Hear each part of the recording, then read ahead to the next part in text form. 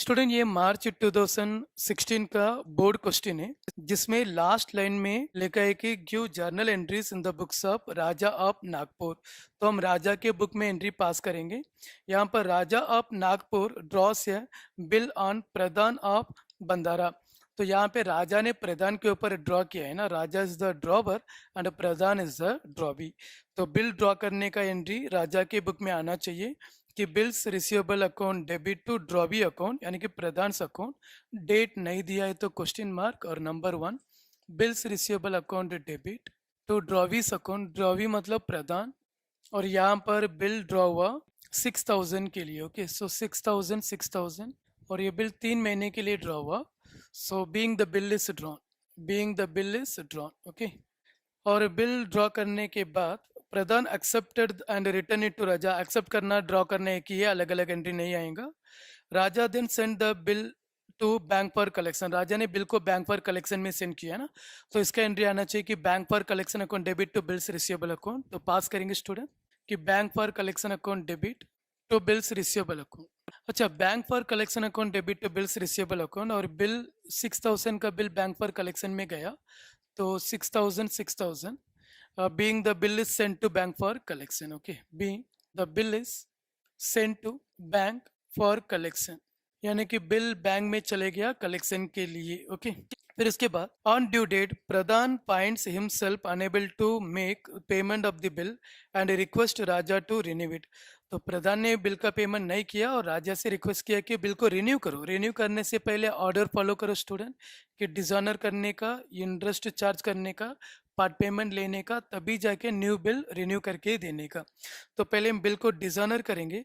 तो डिसऑनर का एंट्री आएगा, ये तो बैंक फॉर कलेक्शन का बिल डिसऑनर हो रहा है ना, तो drawee account debit to bank for collection account आएगा। तो ड्रॉवी मतलब Pradhan, so Pradhan account debit to bank for collection account. जब Pradhan account debit to bank for collection account, कितने का बिल अभी डिसऑनर हो गया? 6000 का बिल अभी डिसऑनर हो गया। ओके, और नरेशन आएगा कि being the bill is dishonoured. Okay, ठीक है, बैंक फॉर कलेक्शन का बिल अभी डिसऑनर हो गया। डिसऑनर के बाद एक्चुअली इंटरेस्ट का एंट्री आना चाहिए। तो यहाँ पे इंटरेस्ट एक्चुअली 5th लाइन में दिया है स्टूडेंट कि account along with interest of ₹250 in cash, यानी कि पहले हम इंटरेस्ट चार्ज करेंगे। तो इंटरेस्ट चार्ज करने का entry drawee account debit to interest account, यानी कि यहाँ पर Pradhan account debit to interest account. Okay, so Pradhan account debit to interest account. और इंटरेस्ट कुछ चार्ज करके वर्किंग नोट करके दिखाने की जरूरी नहीं है, डायरेक्टली दिया है। और इंटरेस्ट का अमाउंट 250 करके दिया है student. So 250 being the interest is charged. Okay, so being the interest is charged. Student interest charge होने के बाद पार्ट पेमेंट का एंट्री आएगा और यहाँ पे पार्ट पेमेंट के बारे में क्या लिखा है देखो। 4th लाइन में Raja accepted a proposal on the condition that Pradhan should pay ₹1000 on account, 1000 on account along with interest of ₹250 in cash. अच्छा, तो प्रधान को अभी 1000 रुपीज पार्ट पेमेंट देना पड़ेगा और साथ में 250 इंटरेस्ट भी कैश में देना पड़ेगा, यानी कि पार्ट पेमेंट हुआ 1250 का। और पार्ट पेमेंट का एंट्री आएगा कि कैश अकाउंट डेबिट, क्योंकि कैश में हो रहा है ना, तो cash account debit to drawee account. Drawee मतलब प्रधान, ये पार्ट पेमेंट का entry student. So cash account debit to Pradhan account और यहाँ पे अमाउंट आना चाहिए 1250। क्यों 1250 स्टूडेंट? इट्स वेरी सिंपल कि पार्ट पेमेंट के साथ वो इंटरेस्ट भी दिया, यानी कि 1250। Okay, so being the part payment is made along with interest, वो इंटरेस्ट भी साथ में दे दिया। ओके, अभी ध्यान दो स्टूडेंट, प्रधान एक्चुअली 6000 रुपीज देना चाहिए था, जिसमें से और वो नहीं दिया है करके बिल को डिसऑनर किया है करके हमने 250 इंटरेस्ट चार्ज किए थे। और ये 6000 में से वो 1000 रुपीज पे कर दिया और ये 250 रुपीज भी साथ में वो दिया पार्ट पेमेंट में।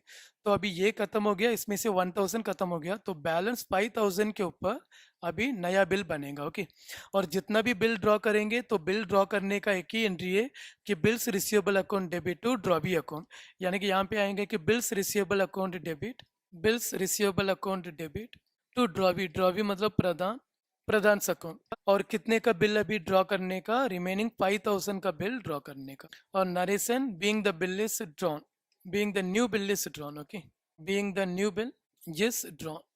यानी कि नया बिल ड्रॉ हुआ स्टूडेंट। ओके, अब ये नया बिल क्या हुआ? अभी देखो, डिजाइनर होकर, इंटरेस्ट होकर, पार्ट पेमेंट होकर न्यू बिल ड्रॉ हो गया। तो इसके बाद अभी हम क्वेश्चन में ध्यान देंगे कि वो नया बिल जो 5,000 के लिए ड्रॉ हुआ था वो बिल अभी क्या हुआ है करके। ओके, अभी हमारे पास एक ही बिल है 5,000 का न्यू बिल, ओल्ड बिल सब कैंसिल हो गया। ओके, डिजाइनर का और एक नाम कैंसिल। अच्छा, ये नया बिल क्या हुआ? देखो, afterwards this arrangements were carried through, ये सब हुआ आफ्टरवर्ड्स, बाद में 1 month before due date of new bill, Pradhan retired his acceptance by paying ₹4,850। उसके बाद अभी हमने इतना ज़्यादा इंटरेस्ट चार्ज किया ना स्टूडेंट, तो इंटरेस्ट इतना ज़्यादा हो गया ना, तो प्रधान थोड़ा डर गया था। तो प्रधान ने क्या किया है कि अभी देखो, पहले वो टाइम पे नहीं दिया है करके बिल को कैंसिल करके हमने इंटरेस्ट सब चार्ज किए थे ना, अभी वो टाइम से पहले पे कर रहे हैं, यानी कि दूसरा बिल का टाइम खत्म होने के 1 महीने पहले आके वो पे कर रहे हैं। तो ऐसा करेंगे तो उसका नाम रिटायरमेंट ऑफ द बिल होता है स्टूडेंट। और रिटायरमेंट के टाइम में हमें कुछ पैसा वापस करना पड़ेगा, उसका नाम है रीबेट अकाउंट। तो यहाँ पे एंट्री आएगा कि bank cash bank account debit, rebate account debit to bills receivable account, bill भी देना पड़ेगा। Okay, so our 7th retirement entry is cash bank account debit, rebate account debit to bills receivable account. अच्छा, अभी वो कितने में retire किया? उसको एक्चुअली 5,000 देना चाहिए था, लेकिन वो रिटायर किया है कि 4,850 में, यानी कि 4,850 रुपीज़ वो पे किया रहेगा, और 150 रुपीज़ हमने रीबेट यानी कि वापस दे दिए, और बिल भी हमें देना पड़ेगा 5,000 का। Being the new bill is retired, retired मतलब जल्दी पेमेंट हो गया। Being the new bill is retired, तो नया बिल का पेमेंट जल्दी हो गया। ओके स्टूडेंट, ये है मार्च 2016 का। और इसके बाद अभी थोड़ा सा ही सम बाकी है कि जुलाई 15, मार्च 15, अक्टूबर 15, अक्टूबर 14, मार्च 14, टोटल। और अभी 6 सम मैंने कर लिया, और 4 सम हो गया तो तुम्हारा बोर्ड एग्जाम का प्रैक्टिस खत्म, बिल ऑफ एक्सचेंज का। इतना ही देख के जाओ स्टूडेंट, तुम्हारा बोर्ड एग्जाम में बिल ऑफ एक्सचेंज अच्छा ही जाएगा। Okay, and all the best for your board exam. And अच्छे से पढ़ो, प्रैक्टिस करो स्टूडेंट। ओके, ये जो क्वेश्चन का लिंक में ये वीडियो के नीचे दिया है, वो तुम कभी भी क्लिक करके वहां से ले सकते हैं। तो क्वेश्चन मिल गया तो सम करने के लिए थोड़ा आसान रहेगा। Okay, and all the best student.